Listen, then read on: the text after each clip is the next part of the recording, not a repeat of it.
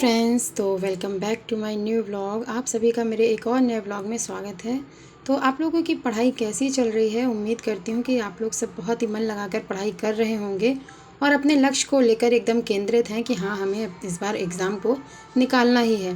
तो उसी लक्ष्य को लेकर के मैं भी अपनी पढ़ाई कर रही हूँ।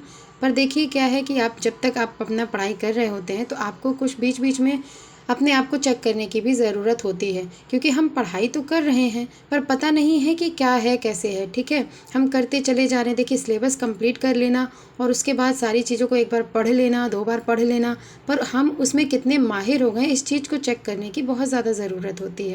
इसलिए मॉक टेस्ट लगाना ना बहुत ज़्यादा ज़रूरी है, क्योंकि मॉक टेस्ट से आपको अपनी तैयारी का पता लगता है। जब उसमें आप स्कोर लाते हैं ना, तो आपको पता चलता है कि हमने जो पढ़ाई कर रहे हैं या हम जो पढ़ाई कर रहे थे वो कहाँ तक सही है या कहाँ तक हम लोग अपनी सही दिशा में जा रहे हैं। तो इसलिए मॉक टेस्ट की ज़रूरत है। मैंने अभी तक कोई मॉक टेस्ट नहीं लगाया है, तो मैंने भी सोचा है कि अब मैं मॉक टेस्ट दूंगी, क्योंकि टाइम बहुत ज़्यादा देखिए कम बचा हुआ है।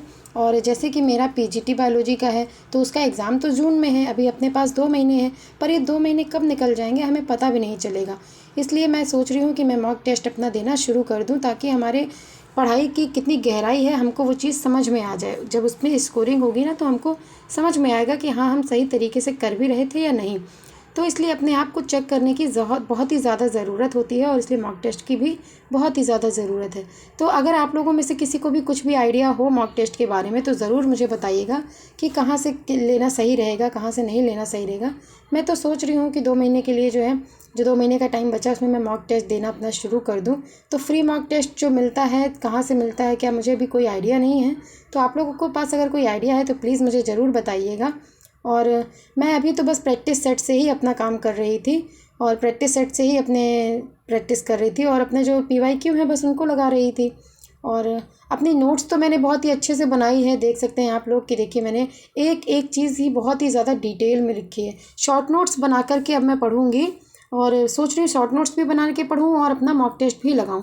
तो ये देखिए, मैं अपना नोट्स आप लोग को दिखाऊँ कि कैसे मैंने एक एक चीज़ को बहुत ही डीप नॉलेज लिया है, डीप करके पढ़ा है। क्योंकि आप लोगों को पता ही है कि बायोलॉजी एक तो सब्जेक्ट ही ऐसा है थोड़ा सा, और दूसरी बात कि पीजीटी में बहुत ही ज़्यादा डिटेल पूछी जाती है। तो ये देख सकते हैं मैंने कैसे पूरे डायग्राम के साथ एक एक चीज़ को यहाँ पर नोट करा हुआ है। और ये ना मेरा पूरा कंप्लीट है, जितना भी मैं आपको दिखा रही हूँ मेरा सिलेबस ऑलमोस्ट कंप्लीट ही है पूरा। कुछ चीज़ें हैं अगर वो नहीं हुई हैं तो मैं अब उनका नोट्स नहीं बनाने वाली हूँ, मैं उसको बस ऐसे ही पढ़ूँगी। तो ये लोग देख सकते हैं आप कि मैंने अपना जो है ना अपनी लैंग्वेज में जो है अपना बनाया है नोट्स, क्योंकि हिंदी इंग्लिश मिक्स ही मुझको समझ आती है। मैं तो हिंदी मीडियम की ही स्टूडेंट रही हूँ, तो इसलिए मुझे हिंदी और इंग्लिश मिक्सिंग समझ ही आती है। तो टोटल इंग्लिश नहीं है, टोटल हिंदी भी नहीं है, मिक्स है। और ये देखिए पूरा मैंने अच्छे से बनाया। तो यहाँ पर वायरस के बाद फिर यहाँ बैक्टीरिया है, मतलब एक एक उसका मैंने बहुत ही अच्छे से अपना नोट्स कंप्लीट किया है। तो बस अब मुझे इसी को जो है 2 बार 3 बार कितनी बार भी मैं पढ़ सकूँ, तो मुझे इसको इसी तरह पढ़ना है। और ये देखिए मैं पूरा आपको दिखा देती हूँ। तो मॉक टेस्ट अब मैं देने की मतलब सोच रही हूँ, मुझे मॉक टेस्ट देना है। फिर आप लोगों के साथ ज़रूर शेयर करूँगी कि मेरी स्कोरिंग उसमें क्या है। पर आप लोग थोड़ा सा अगर चाहें तो आप मुझे ज़रूर गाइड करें कि कहाँ से मैं मॉक टेस्ट लूँ। ये देखिए मैंने कैसे हिंदी और इंग्लिश मिक्स करके लिखी है।